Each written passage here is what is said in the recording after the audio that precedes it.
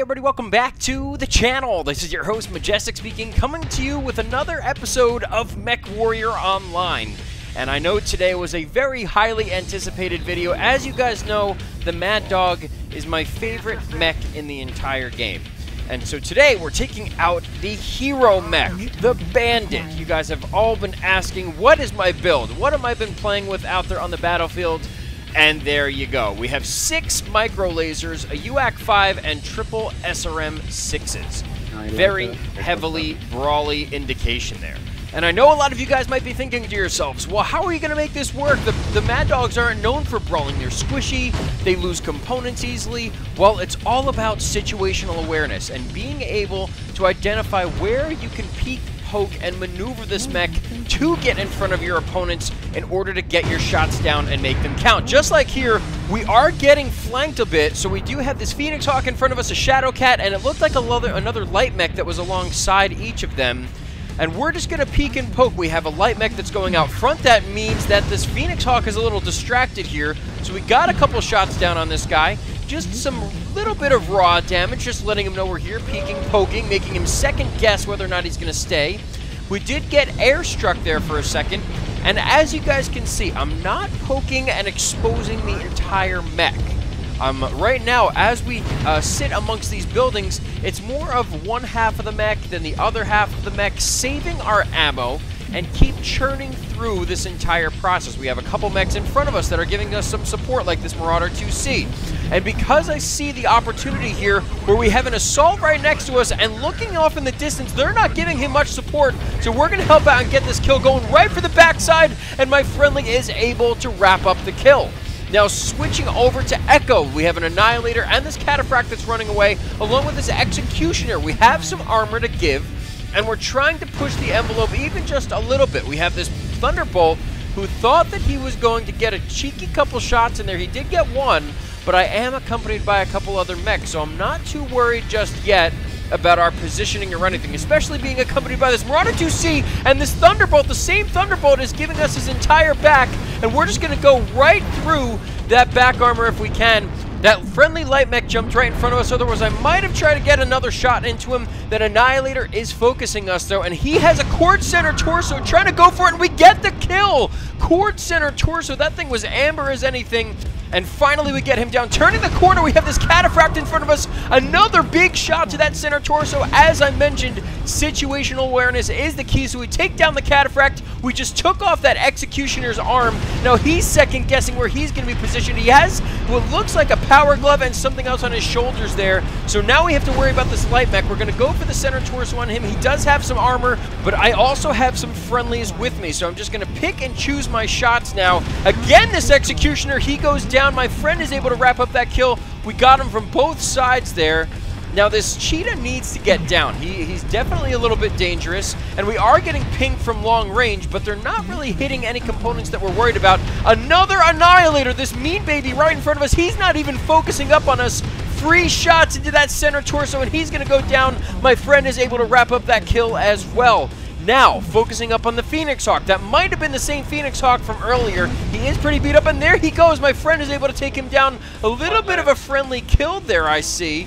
And only one opponent remaining, and it looks like he's all the way across the map. So right now, what I'm looking at is we're probably going to need to cap one more point, because even if we just cap Theta right in the middle, that will give us the victory if we get this guy down. So now we're just going to maybe make our way across, because it is going to be easy to get this victory.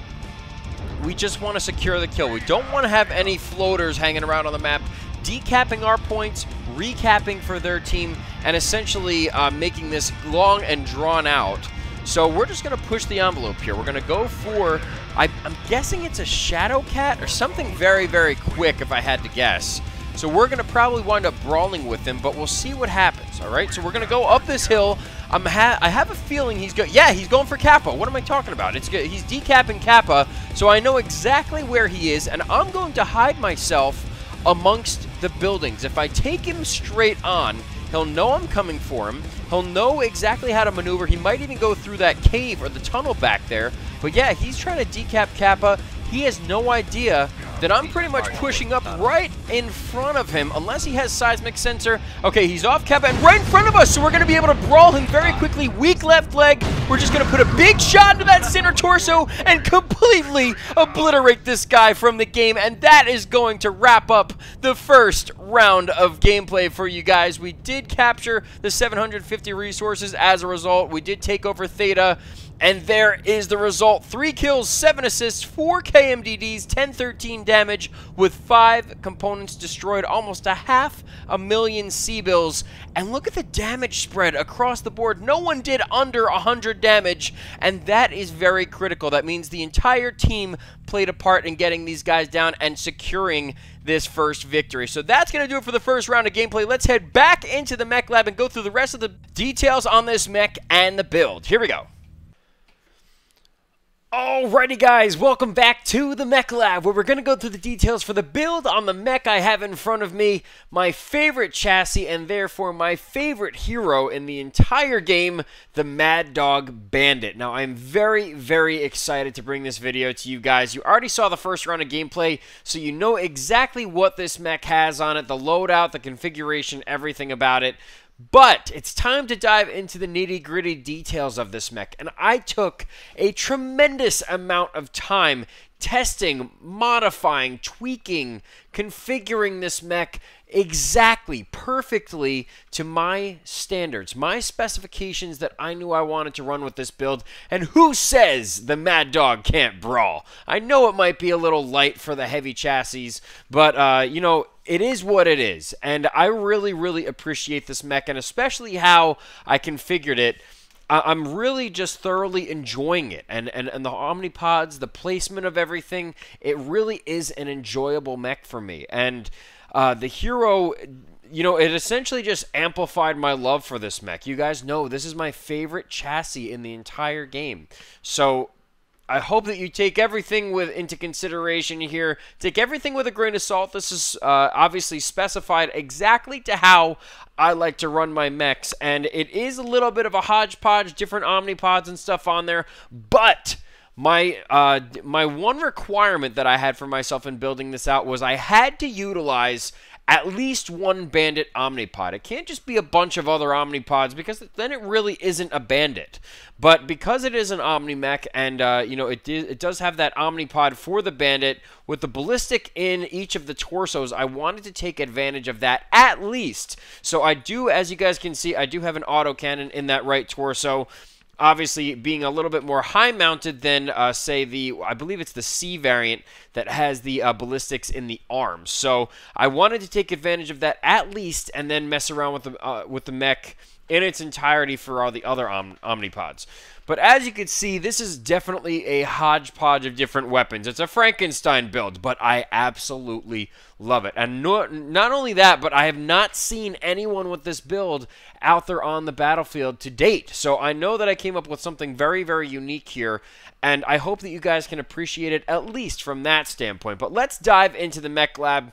We're not going to go into the overview of the mech, because this isn't you know, the standard stock configuration with all the bandit omnipods, so on and so forth. I do plan on doing another video at some point with all stock bandit omnipods, configuring it so that you guys can see what I would run in that instance with the bandit looking stock. But as for right now, this is a custom configuration, completely mastered, completely filled full to the brim with firepower, you know, damage, speed, all the quirks, all the bells and whistles that I really want to look forward to in playing out my mechs on the battlefield, especially in my favorite chassis, the Vulture. So let's head into the actual loadout for itself. You guys know what this mech has, but now it's time to look into the details. So again, that UAC 5 is in the right torso. That is the bandit right torso. So that is my requirement is met right there. So I met it, and I'm totally happy with that. Then I put the Mad Dog A left torso in here in order to have those 3 missile hardpoints, which you guys know I configured with 3 clan SRM-6s with Artemis. So I do have to manually lead all of my targets. There is no assist with streaks or anything like that. That's how I like to play. It helps better my aim. It helps get me practice out there on the battlefield for using other weapons, so on and so forth. So I definitely wanted to go with the manual approach with the SRM-6s and Artemis. And then, in the left and right arm, I decided to do triple micro lasers. So you guys saw that out on the battlefield, and they actually work pretty well together. They don't emit a tremendous amount of heat. The majority of the heat comes from the two torsos between the SRM-6s and the UAC-5. So the micro lasers really are damage amplification, especially in the late stages of the game, where you can really start tearing off components, critting out mechs, and just stripping them, especially when you're in close quarters and you have some, terrain or the rest of the map to help you out in positioning yourself so that you can actually be up on the front lines like this mech is intended to be with this configuration. So with all that being said, 60 out of 60 tons, 70 out of 78 slots, 364 out of 402 armor. I took 8 armor out of the head and then 15 out of each leg. And it works like a charm. No one really messes around with your legs, more than anyone else would, really, for a heavy mech. So I'm not really too worried about it. As you can see, it does have a 1.31 heat management ratio, so it is pretty heat efficient. That is with 16 double heat sinks, 10 in the engine, 2 on top of the engine, 3 that I placed over, across the mech here. And then, where's the last one? Wait, 1, 2, 3, 4, 5. Oh, there it is. Okay, so there's 4. I forgot the other one on the left arm. But so that's how I wanted to configure it. I could put another one in the right arm so that it was a little bit more balanced, but I tend to always peak with my right side. So I didn't want to have a heat sink or even both heat sinks in the right arm when I know that I peak with the right arm, because just in case that arm gets taken off, I do still want to have maximum heat efficiency and the remainder of my loadout to use so that it's not detrimental to the mech. So that's the reason why you see this double up with the clan double heat sinks in the left arm. But as for the firepower, 55.4 is what we're dealing out on an alpha. Now you can use an alpha. It's heat efficient enough where I believe you could fire off 2 salvos before you start to hit the heat threshold. But the whole key here is definitely to cycle, to chain fire through all of your weapons. I fire the UAC-5 at range just to get some damage down, some suppression fire maybe. The SRM-6s and then the micro lasers are more of follow-up once we are up close and personal with our opponents. So definitely take all of this into consideration for what I'm using it for. It does have speed tweak, so you can see that it has 87.1 kph. I want to dip in and dip out of my position pretty quickly, especially if I am up on the front line. So that's the reason for the 87.1 kph with speed tweak and everything on a heavy mech. And it comes preset with a Clan XL300 in there. You can see I have 5 tons of SRM ammo between the legs and the center torso, and then 2 tons of Clan UAC-5 ammo in between the right torso and the center torso there again. So that's what I wanted to go with. I wanted to make sure that I had more than enough ammo for my SRM-6s. You're firing 18 missiles at a time, and with 100 shots in each ton, you could see how that could add up pretty quickly. So that's the reason why I decided to go with 5 tons versus 2 UAC-5 rather than maybe 4 tons and 3 UAC-5, because with only 1 UAC-5, you have 120 shots without any kind of modification through the skill tree, and that's more than enough for one UAC-5 rather than having 3 tons with 3 tons, which is 180 shots. So that's my rationale behind the build. I know I went very much into detail, but I am so excited about this mech. I absolutely love it. And after this video releases, obviously, if you guys want to see how I perform out on the battlefield with it live, I would love to do it for you guys. And even if you want to see it in a stock configuration, I'd be more than willing and happy to do that as well. So let's head over to the skill tree so you see what kind of bells and whistles make this mech tick. And there we have it. So it's pretty much the entire right side. I did take away like cooldown and a magazine capacity and stuff like that. It's not really needed in this instance. I'd rather go with cooldown, velocity, laser duration, because I have 6 lasers to fire off. So I wanted to have at least 3 nodes from laser duration. I did do the UAC rack enhancements, so that speeds up our cooldown time on the racks and UX while they are jammed, so that they aren't jammed for as long of a period of time.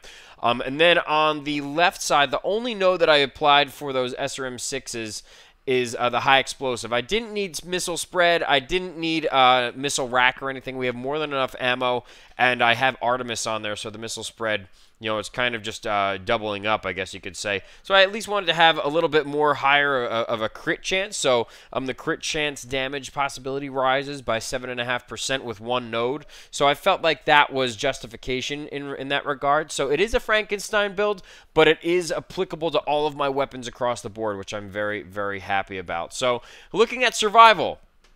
This is a familiar sight. I like to set up a lot of my mechs with this kind of survival tree if I decide to go with it. And it pretty much goes along the sides and even down the middle to get that skeletal density and that armor hardening down near the bottom. So that looks like a very, very familiar sight. And then heading over to mobility, pretty much took all of this into consideration between torso speed, speed tweak, torso pitch, you know, all this stuff that I felt was critical on this mech, especially as a light, heavy brawler.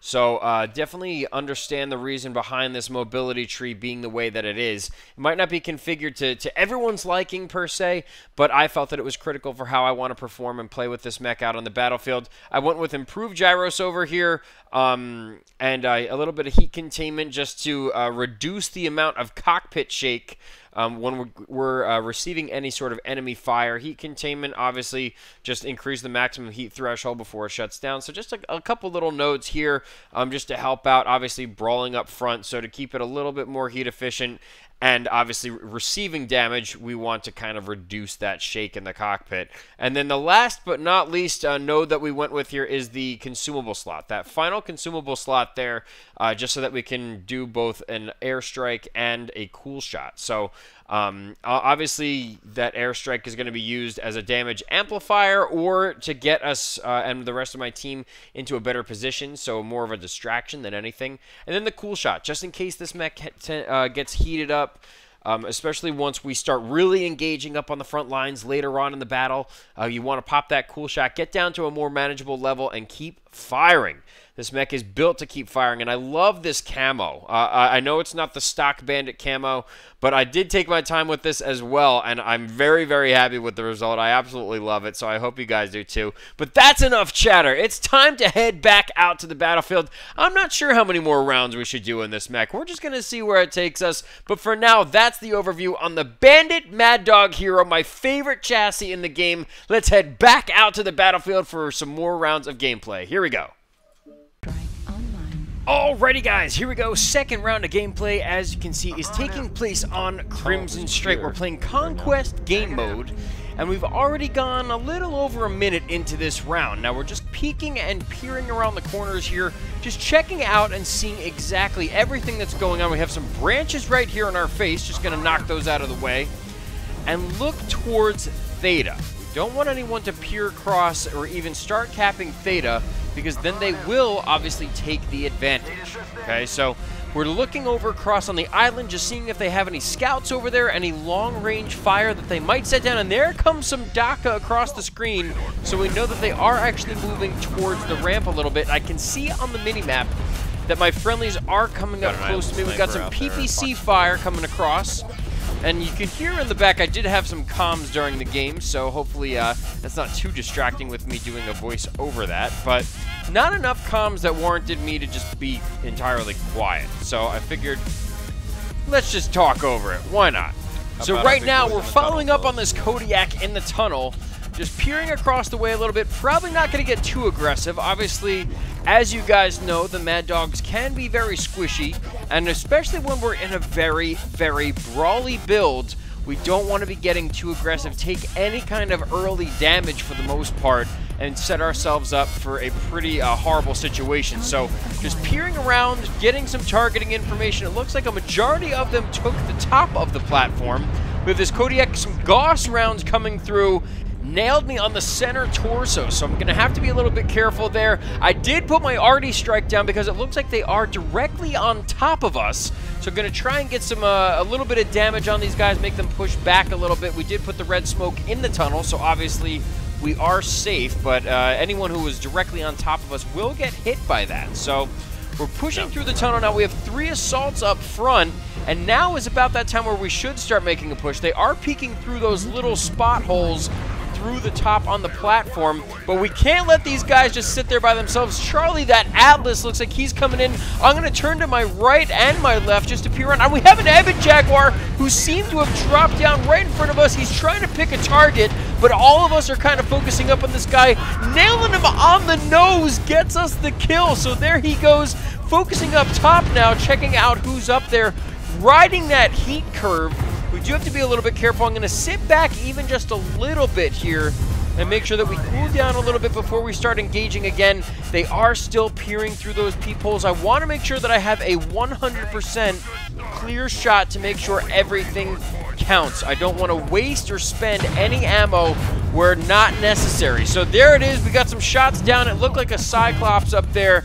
Not sure exactly which variant, but now we're going to focus up on Charlie, that Atlas. The Atlas across the way is just getting peppered with fire from all over the place, and we did get the assist on that. And right next to us, we do have a Viper who is seemingly trying to get away, but we're not going to let you get away too quickly here, buddy. I know you have a weak right torso. That is cord, so I'm going to try and focus up on that as best I possibly can. He just keeps trying to fly away to avoid all the direct contact here, and he's just getting beat up. But I do have to, again, watch my heat. I'm not going to pop my cool shot just yet.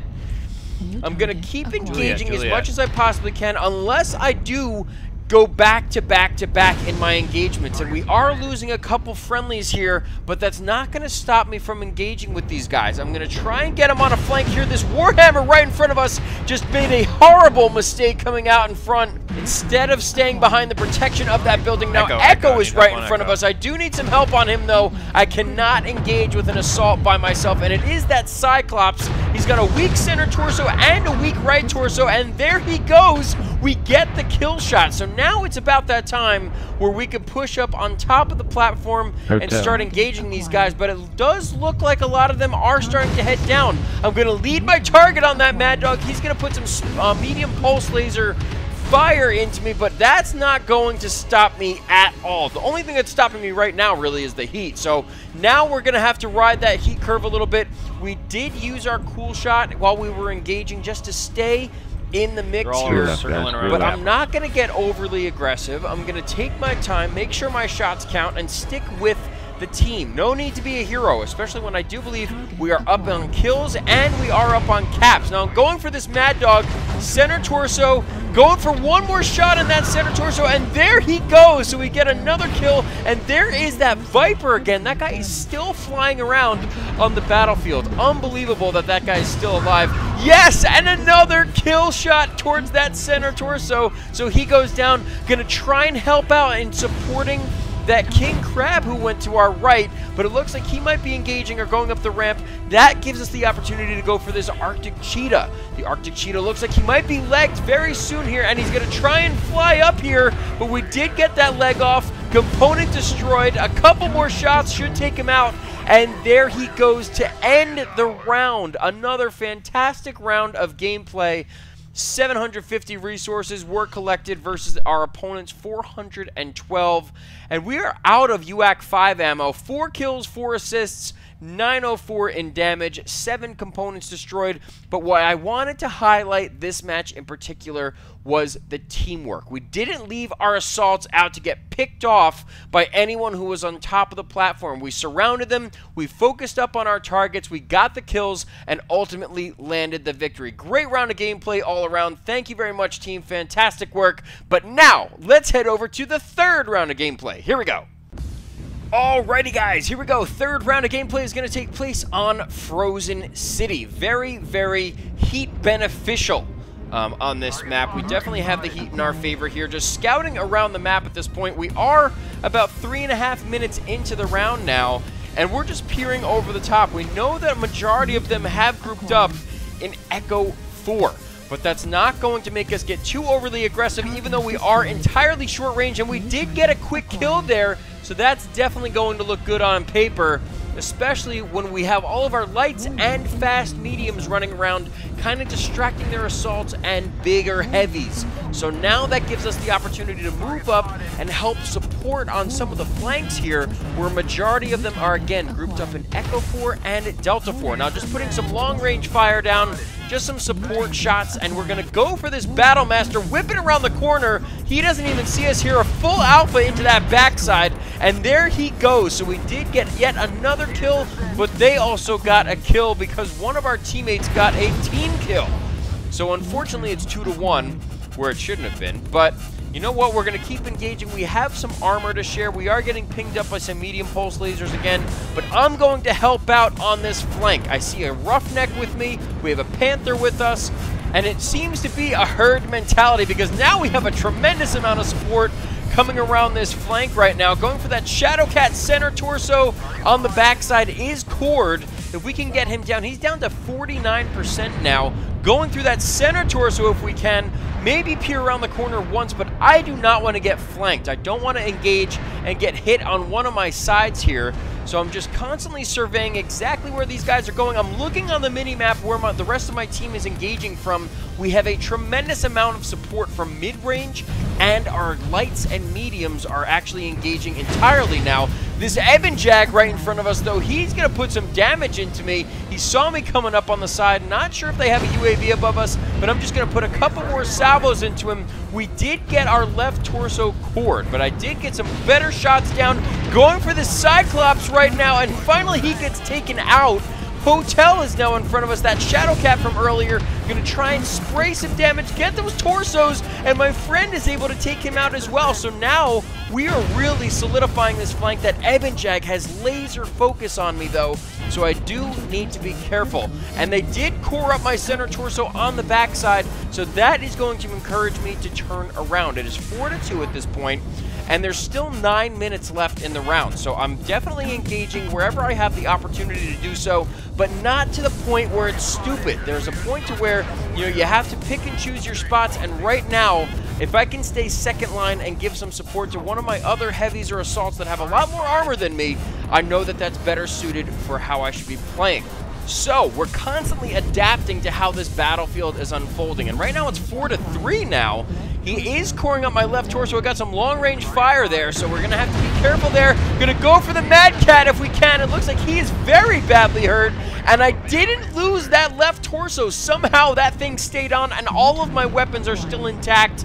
Not sure how long that's going to last for, but we're going to try and engage as much as we possibly can before we lose that left torso. Just going to fire everything down these alleyways, get some back shots, get some front shots, whatever we possibly can manage. So going for this Eben Jag, he had no idea I was coming on the flank, so I did get a big shot into him. There is some smoke coming down, so we do need to be careful of that.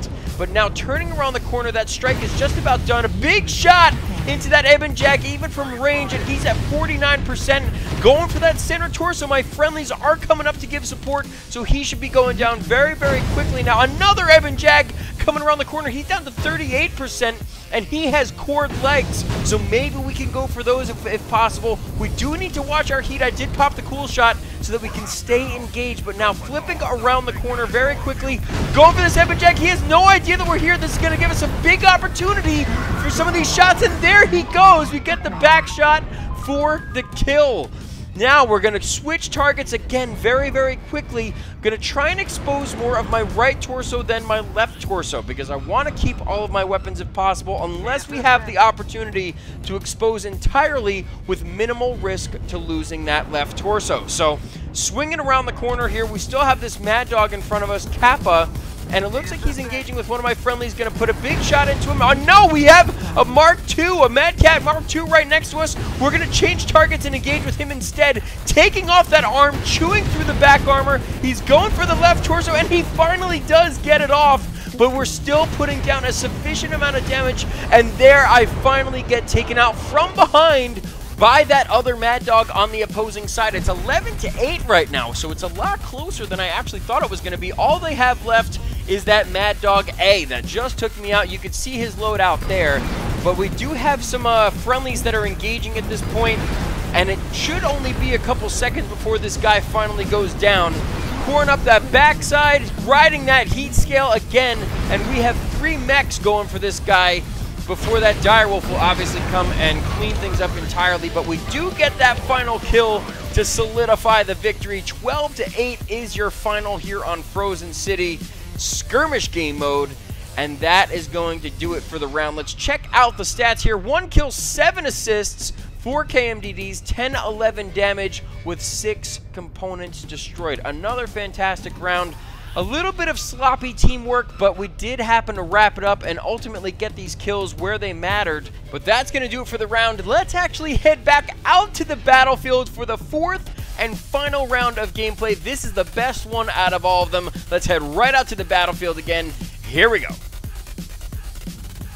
Alrighty guys, here we go. 4th and final round is on Alpine Peaks. And I know you guys might be thinking to yourselves, wow, this guy is either completely insane or he's just completely insane. He's got a Brawl deck on a squishy Mad Dog. How the heck is he going to make this work? Well, we really have to pick and choose our spots extremely carefully.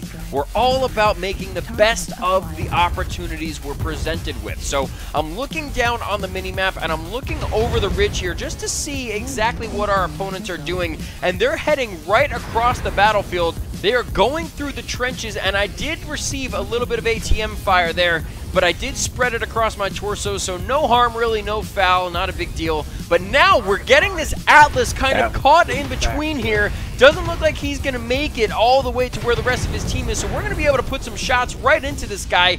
He has a cord left torso and a cord backside now at this point. I don't think this guy's going to make it. We're putting some big shots into his backside. He's trying to make it there. He lost all 3 of his SRM6s. His team looks like he's trying to help a little bit. They did get a kill on us, but we're going to keep engaging and make sure this Atlas goes down.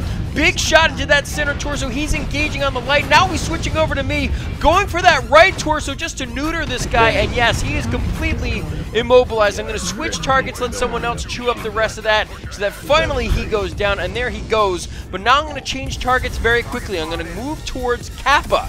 And if this light mech that's with me continues to engage, we're going to get some big free shots down. But he is supported now by this linebacker, and now we have to pick and choose our spots even more carefully. Our UAC 5 is jammed. I am not entirely sure how we're going to make it through this. Guys, I'm kind of nervous right now, but Gulf is our primary target, and we are getting some help from our team. So the team coming in clutch, and the rest of their team is kind of preoccupied. We have a bushwhacker. That direwolf is right behind him, and in front of us, we did have that linebacker actually go over the ridge. So now we're going to try and head back and get this kill, get this guy down so that he can stop harassing the rest of our team from this angle. And now his leg is about to be stripped if we can get that off. There he goes, leg is stripped, going for that center torso, maybe a couple more shots before he goes down, and my friendly is able to wrap up that kill. Going for Kappa now. Kappa is pushing around this bend by himself, and we're just able to completely core this guy up, but my friendly is able to secure the kill, and there he goes. Hotel Bushwhacker. Changing targets immediately. Yet again, we're taking advantage of these opportunities immensely, and we have a ton of support from the team. Thank you, team, so much for that engagement. That was absolutely huge, and we secured those kills very, very well. So thank you guys so much. Going for this Enforcer now, coming over the top. I had no idea where that guy came from. It looks like he's going to push back over the ridge, but I'm going to stick with my team. They've helped me out so far. Now it's time to return the favor. So we're going to swing around this little flank here in between the Hotel 7 Indigo 7 line here, and they are receiving a little bit of fire, but now we have this Arctic Cheetah that looks like he's trying to put some damage down, maybe get in the backside of our friendlies and core him up. So I'm going to engage with this assault. I'm going to take his eyes off of my friendlies behind me. I'm pretty much just serving as a distraction. I'm putting my life on the line against this assault, but I know it's to help out the team. He's got a tremendous amount of ATMs going for that center torso on me, and now everything is either amber, yellow, or cherry red.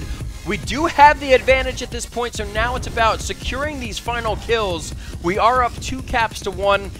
They do have the cap lead right now, and we're going for this blackjack. That guy just took a huge salvo, but now I'm taking a huge salvo, and that blackjack arrow turns around. He gets taken out, and I took out the assault. That Highlander took a huge blow to the center torso, and he just popped. and went down immediately. Barely had enough time to get targeting information on him, but finally he goes down. Now we're going to be engaging with this Mislinks right in front of us, stripping that left arm. Now going for the center torso. My friendly is able to wrap up that kill, but we have to help out our linebacker friendly on this very, very tanky enforcer. So we're going to hop right down the ridge here, put a big salvo into him, and we were able to take off that left arm, and we stripped his left leg.